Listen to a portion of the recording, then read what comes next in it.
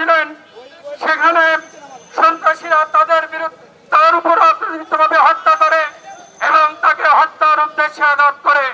সেখান থেকে চলে আসার পর সোনামুখী